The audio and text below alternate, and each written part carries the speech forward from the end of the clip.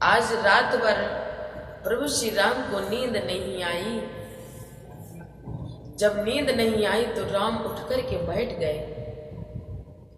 जिस समय राम उठ कर के बैठ गए तो गुरुदेव शिष्य की बात को समझ गए। गुरुदेव शिष्य की हृदय की बात समझ गए और कहने लगे, बेटा राम, ब्रह्म मुहूर्त में विश्वामित्र जी स्नान किया। आज ब्रह्म मुहूर्त में विश्वामित्र महाराज जी ने स्नान किया और जैसे ही ब्रह्म मुहूर्त में स्नान किया, पूजन के लिए बैठे तो राम जी को उदास देखा विश्वामित्र जी ने। विश्वामित्र जी महाराज राम जी की आत्मा की बात को समझ गए। कहा, राम भद्र जरा इधर आना। राम जी को पास में बुलाया। विश्वामित्र जी ने, क्यों बेटा राम, तुम्हें मालूम होना चाहिए कि हम ब्रह्म मुहूर्त में स्नान करने के बाद में पूजन करते हैं और पूजन में कुछ वस्तुओं की आवश्यकता पड़ती है या नहीं? राम जी ने कहा, हाँ पड़ती है, पड़ती तो है। कहा, सबसे, इसीलिए क्या बताया है कि सबसे तो पूजन में तुलसी दल, सबसे पहले पूजन में तुलसी दल और दूसरे नंबर में पुष्प और तीसरे स्थान पर फल। तो तुलसी दल, फूल और फल।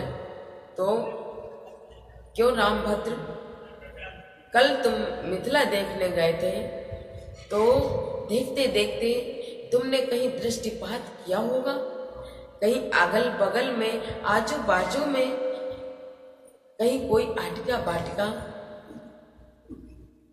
नजर आ रही थी जहां तुलसी दल हो, फूल हो, फल हो?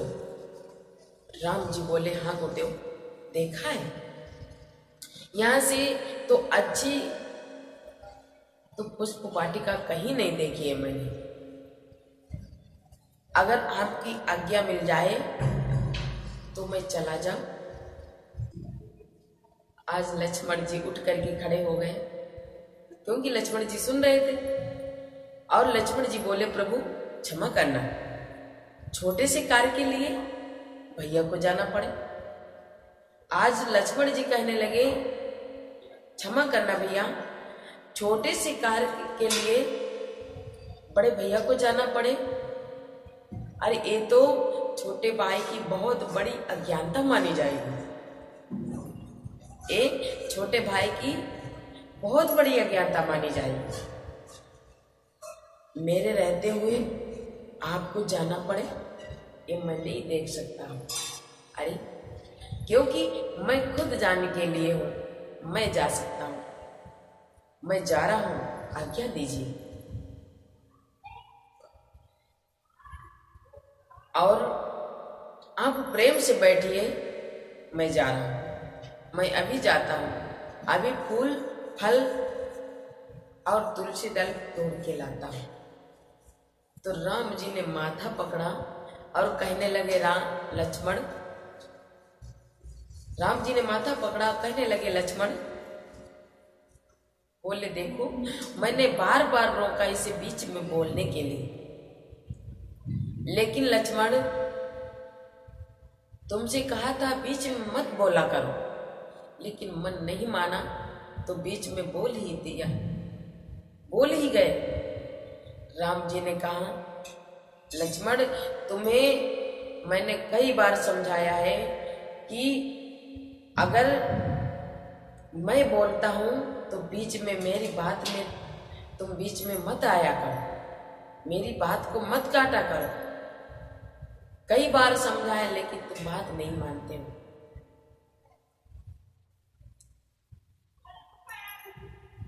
और बताया है कि तुम्हें बीच में नहीं बोलना चाहिए।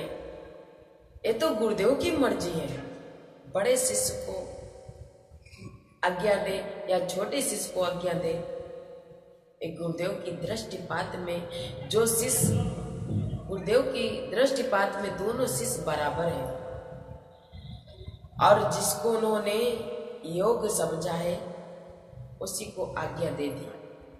इसमें तुम्हें बीच में बोलने की क्या जरूरत है? तुमको बीच में नहीं बोलना चाहिए लक्ष्मण। लक्ष्मण जी ने कहा प्रभु क्षमा करना। ठीक है, अगर मैं अकेले नहीं जा सकता हूं, अगर मैं अकेले नहीं जा सकता हूं तो आपके साथ तो चल सकता हूं। अगर अकेले नहीं जा सकता हूं आपके साथ तो जा सकता हूं। तो लक्ष्मण जी ने कहा, जब राम जी ने समझाया शेषावतारी लक्ष्मण जी को, तो लक्ष्मण ने कहा ठीक है भैया, लेकिन मैं अकेले नहीं चल सकता, अकेले नहीं जा सकता हूं, तो आपके साथ में तो चल सकता हूं।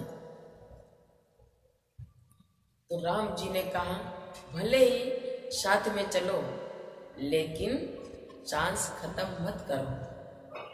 अरे मौका मिला है जाने का, तो उस मौके में तुम बाधा डाल रहे हो। विश्वामित्र जी मुस्कुरा गए और विश्वामित्र जी ने कहा रामभद्र विलंब मत करो, और रामभद्र जान ही रहे हो और समय से जाना है, ठीक है, जा ही रहे हो तो समय से जाना। अब देखिए समय का क्रम कितना सुंदर है, कितना बढ़िया गोस्वामी तुलसीदास महाराज जी ने बिठाला है। समय का बड़ा विचित्र क्रम है।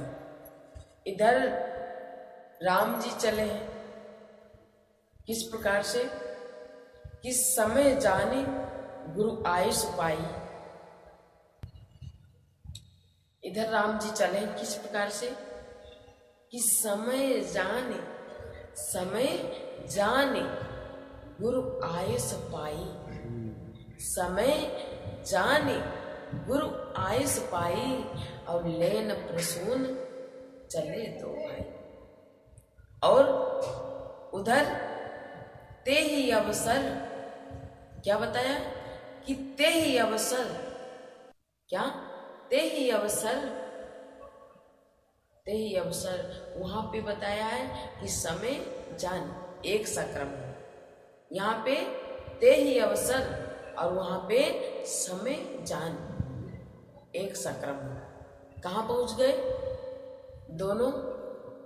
प्रभु श्री राम और माता सीता कहाँ पहुंची? कहाँ पहुंचे हैं प्रभु श्री राम, कहाँ पहुंची है माता सीता? कि समय जाने गुरु आयुष पाई, लेन प्रसून चले दो भाई। तो भूप बाघ, क्या बताया कि भूप बाघ में बर, भूप बाघ बर, यानी